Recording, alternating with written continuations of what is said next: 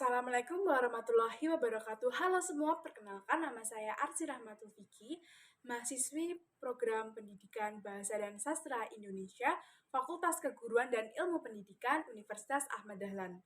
Dalam video ini, saya akan menyampaikan beberapa kesan dan pesan selama mengikuti pelaksanaan pengenalan lapangan persekolahan tahap pertama yang dilaksanakan pada tanggal 10 hingga 19 Agustus tahun 2022 bertempat di SMP Negeri 2 Sleman. Pendidikan merupakan titik tolak perbaikan sebuah bangsa. Sebagai lembaga pendidikan, sekolah harus memberikan perubahan konstruktif bagi peserta didik sebagai salah satu langkah awal perbaikan moral, mental, sosial, budaya, politik, dan ekonomi bangsa. SMP Negeri 2 Sleman merupakan sekolah menengah tingkat pertama yang terletak di Jalan Bayangkara nomor 15 Morangan, Triharjo, Kecamatan Sleman, Kabupaten Sleman, Yogyakarta. Visi di SMP Negeri 2 Sleman adalah sekolah unggul berwawasan global, berakhlak mulia, dan peduli lingkungan. Misi di SMP Negeri 2 Sleman adalah 1. Mewujudkan profil pelajar yang berakhlak mulia, berkarakter baik, mengimplementasikan nilai-nilai Pancasila, bertakwa kepada Allah Subhanahu wa Ta'ala, berkemanusiaan, cinta tanah air, mengedepankan musyawarah dalam mencapai mufakat, dan berkeadilan sosial. 2. Mengembangkan potensi literasi dan numerasi peserta didik. 3. Mengembangkan potensi akademik peserta didik dan penugasan soal-soal HOTS berbasis PISA. 4. Mendorong terwujudnya One Student, One Product melalui implementasi pembelajaran berbasis proyek. 5. Mengembangkan potensi non-akademik peserta didik. 6. Meningkatkan kompetensi profesional pendidik dan tenaga kependidikan. 7. Mengembangkan kemampuan komunikasi global peserta didik berbasis IT. 8. Meningkatkan fungsi manajemen yang efektif.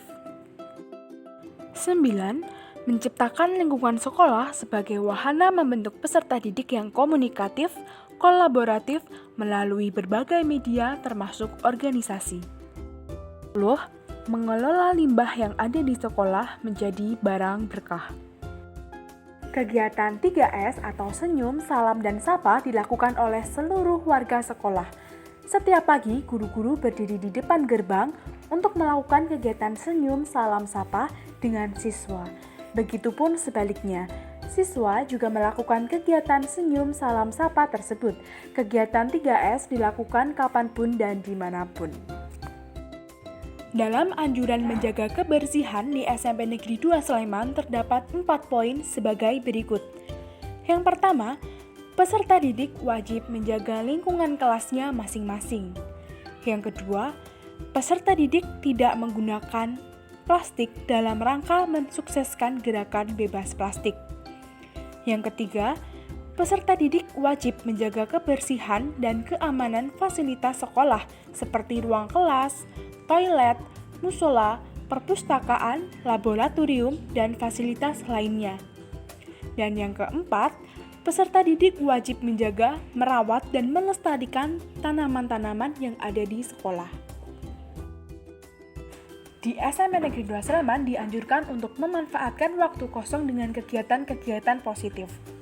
Ketika ada jam kosong karena guru yang bersangkutan tidak bisa hadir, maka guru piket pada hari itu mengambil alih untuk mengkondisikan kelas.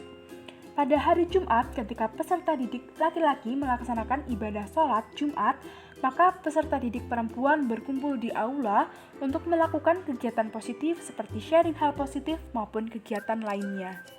Demikian merupakan pemaparan terkait kultur di SMP Negeri 2 Sleman. Selanjutnya, saya ingin berbagi tentang kesan dan pesan selama saya berada di sana.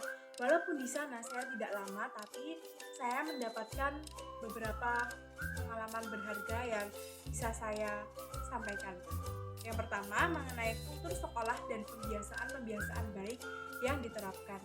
Saya meyakini bahwa pembiasaan-pembiasaan baik yang dibudayakan di sana sedikit banyak dapat turut serta membangun karakteristik baik peserta didik di sana. Walaupun tidak semua, namun hampir 90% dari warga sekolah, terutama peserta didik, melakukan dan menerapkan pembiasaan tersebut. Ada 3 pembiasaan dominan yang terhitung baik di sana. Yang pertama mengenai budaya 3S, yaitu senyum, salam, dan sapa. Hal tersebut dapat dilihat dari bagaimana warga sekolah saling berinteraksi satu sama lain. Yang kedua mengenai kebersihan lingkungan. Di SMA Negeri 2 Sleman, hampir di setiap sudut sekolah tidak ditemukan sampah yang mengganggu pemandangan mata. Dan yang ketiga adalah bagaimana cara mereka untuk membentuk lingkungan belajar mereka yang nyaman dan tentram untuk belajar. Yang kedua adalah ketika saya mengamati proses belajar mengajar di dalam kelas. Di dalam kelas tersebut, guru yang mengajar pada saat itu menciptakan suasana pembelajaran yang asik dan menyenangkan dengan model dan metode pembelajaran yang kreatif dan juga inovatif. Hal tersebut sangat berkesan untuk saya karena secara langsung saya melihat proses pembelajaran yang unggul yang mampu menciptakan produk pembelajaran yang berkualitas. Yang ketiga adalah mengenai karakteristik peserta didik, di mana di dalam suatu pembelajaran peserta didik memiliki beragam karakteristik yang berbeda-beda. Dan yang perlu ditekankan di sini sebagai seorang guru adalah bagaimana menanamkan nilai kreativitas dan juga disiplin dalam sebuah pembelajaran. Bukan menekankan seberapa banyak nilai yang mereka dapat sebagai tolak ukur sebuah pembelajaran. Kreativitas dan juga disiplinitas harus ditekankan karena dua hal tersebut merupakan karakteristik esensial seorang individu agar mereka mampu berkontribusi untuk dirinya sendiri maupun untuk lingkungan yang lebih luas lagi. Yang keempat adalah ketika saya melihat peserta didik bersemangat mengikuti lomba 17-an yang diadakan oleh pihak sekolah, di mana peserta didik dengan sangat semangat mendekor kelas mereka.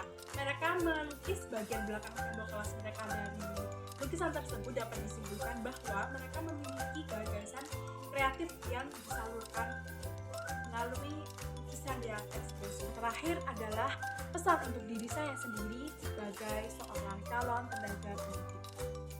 Ada banyak hal yang harus dikembangkan dan dipelajari calon tenaga pendidik. Mereka harus memahami terkait dengan bidang keilmuannya dengan baik sebagai wise of knowing. Kemudian mereka juga harus paham tentang peranan teknologi agar akses belajar mengajar lebih luas lagi. Ketika dua hal tersebut diimplementasikan dan dipahami dengan baik, maka akan tercipta proses pembelajaran dan produk pembelajaran yang unggul.